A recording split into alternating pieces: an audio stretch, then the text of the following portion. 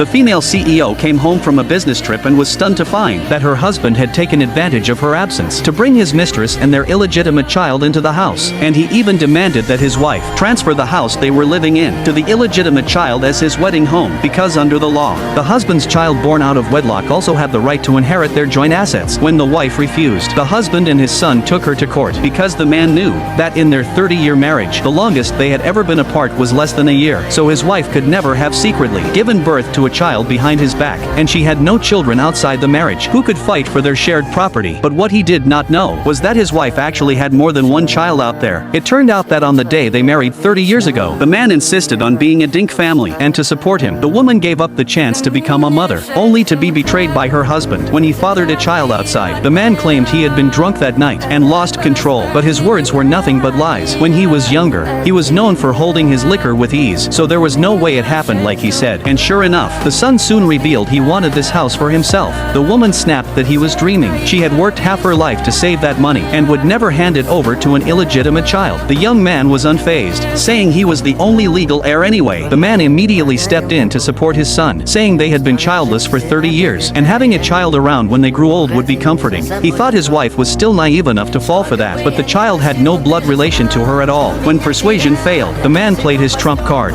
saying that if the woman had children outside she could bring them home too, and they could also inherit her share of the assets. He knew perfectly well she could not have children outside, yet he said it on purpose, clearly trying to take everything for himself and his son, squeezing out every bit of her value. Since her husband was so ruthless, she decided she no longer needed to be sentimental. The next day she went to consult her best friend, but when she returned, she found her husband had brought the mistress' entire family home. She was not angry at the sight. Instead, she calmly took out her bank statement, ready to discuss how to divide the money. The group could not have been happier to hear that. The woman then said unhurriedly that the account held 2.4 million, and after paying off the mortgage they would still have 1.9 million left. Losing tens of thousands instantly made her heart ache a little, but the husband's son thought paying off the loan early would ease their future burden. While they were still lost in their fantasies, the woman suddenly shattered their hopes, saying that the money was joint property of the two spouses and should be split equally by their respective children. Before anyone recovered from the shock, the woman immediately made a call, asking her best friend to bring in her children.